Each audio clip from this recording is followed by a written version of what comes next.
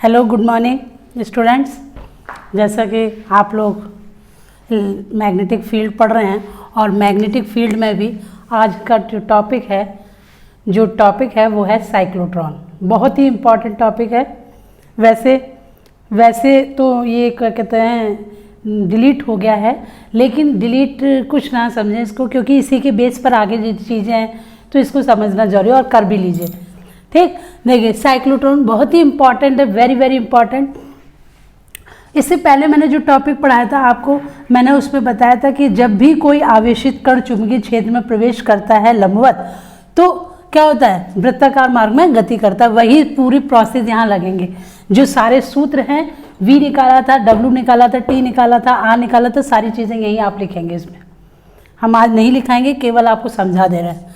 देखिए साइक्लोट्रॉन, इसकी खोज कब हुई थी? 1934 में। लॉरेंज, किसने की थी खोज? लॉरेंज एंड लिविंगस्टोन, ये दो वैज्ञानिक थे। इन्होंने मिलकर इसकी खोज की थी। ये वैज्ञानिक का नाम है और 1934 में की थी। इसका प्रयोग कहाँ किया जाता है? धन आवेशित कण, प्रोटॉन, न्यूट्रॉन तथा अल्फा कण, इन सबको त्वरित करने के लिए। एक वर्ड आया त्वरित। त्वरित का मतलब होता है वेग बढ़ाना, इन सब की गति को बढ़ाना, वेग को बढ़ाना। समझ गए? तो ये था।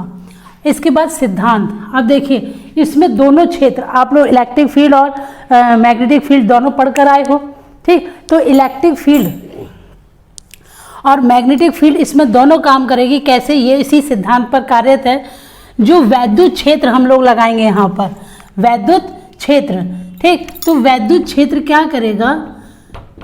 जो कण है, आवेशित कण है, उनकी गति को तेज करेगा। बात समझ गए होंगे। वैद्युत क्षेत्र का क्या है? जो भी इसमें आवेशित कण है उसकी गति को तेज करना।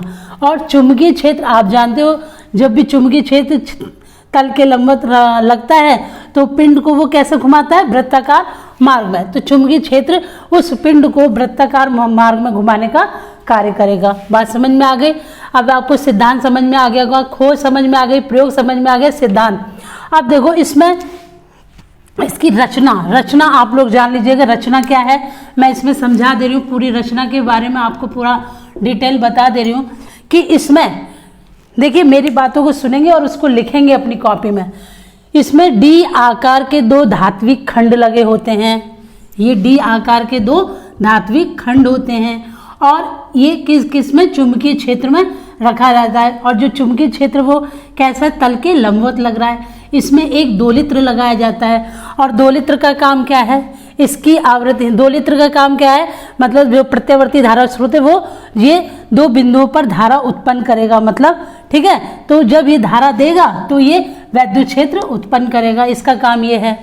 और अब क्या करना है कि जिस भी धन आवेशित कण को त्वरित कराना है। क्या कराना है? त्वरित का मतलब उसके वेग को बढ़ाना है। तो क्या करते हैं? देखिए ध्यान से सुनिएगा। इसकी रचना के बारे में मैंने बता दिया कि दो डीज होते हैं। डी आकृति के दो धात्विक खंड होते हैं जिन्हें हम डीज कहते हैं, और एक प्रत्यावर्ती धारा स्रोत लगाया जाता है जिसको हम दोलित्र भी कहते हैं, और ये चुंबकीय क्षेत्र में रखा जाता है।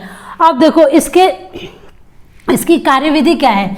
कार्यविधि को समझे हम लोग। कार्यविधि क्या है कि जब जिस किसी भी आवेशित कण को त्वरित कराना होता है तो डीज के बीच में रख दिया जाता है। अभी कोई धारा प्रवाहित नहीं हो रही है, अभी डीज के बीच में रख दिया गया है। बात समझ रहे?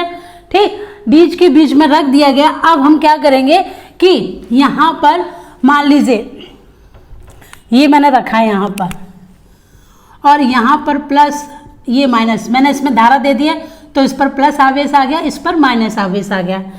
क्लियर? अब जैसे ही धारा इसमें प्रवाहित होगी तो ये प्लस है और ये कण भी कैसा है? आवेशित है, धन आवेशित है। तो धन क्या करता है? दूर भगाता है। तो क्या करेगा? इसको धक्का देगा। क्या करेगा? धक्का देगा। और धक्का देगा तो ये कैसी गति करेगा? क्योंकि चुंबकीय क्षेत्र वृत्ताकार मार्ग में घुमाने का कार्य कर रहा है, तो ये वृत्ताकार मार्ग में गति करना शुरू कर देगा। बात समझ में आ रही है बच्चों? फिर से सुनो। ये आपका जो भी धन आवेशित कण है जिसकी हमको त्वरित कराना है उसको डीज के बीच में रखा जाता है, और रखने के बाद दोलित्र से धारा को प्रवाहित किया जाता है। ये धारा ऐसी प्रत्यावर्ती धारा है, हर आधे सेकंड, हर आधे चक्कर बाद डीज के आवेश बदल जाएंगे। ठीक है, प्रत्यावर्ती धारा है। तो जब भी इसको आवेश दिया गया तो ये क्या हुआ, ये प्लस हो गया, ये माइनस हो गया, और ये भी प्लस है। तो प्लस प्लस क्या करता है, दूर भगाता है, दूर भगाएगा। तो ये वृत्ताकार मार्ग में गति करना शुरू करेगा। तो ये यहाँ से कहाँ पहुँच गया, यहाँ, बहुत छोटी दूरी लीजिए, बहुत छोटी त्रिज्या, ये, ठीक है, यहाँ आ गया। और जैसे ही ये यहाँ आएगा, ठीक है, जैसे ही ये यहाँ आएगा क्या होगा, फिर आधा चक्कर बाद ये क्या होंगे, आवेश इसके बदल जाएंगे। डीज का आवेश ये प्लस हो जाएगा, ये माइनस हो जाएगा। तो अब देखो यहाँ पर अभी प्लस था, ये माइनस था, तो इसको धक्का दिया गया, ये चलकर यहाँ आ गया। तो आधा चक्कर चला, आधा चक्कर बाद इसका काम क्या है, डीज के आवेश को बदलना। तो ये बदल गया, ये प्लस हो गया, ये माइनस हो गया। अब फिर वही प्रोसेस कि यहाँ पर ये प्लस आ गया, ये प्लस है और ये भी प्लस है, फिर ये प्लस प्लस को धक्का देगा और फिर ये वृत्ताकार मार्ग में घूमेगा, ये देखिए इस तरह से, ठीक।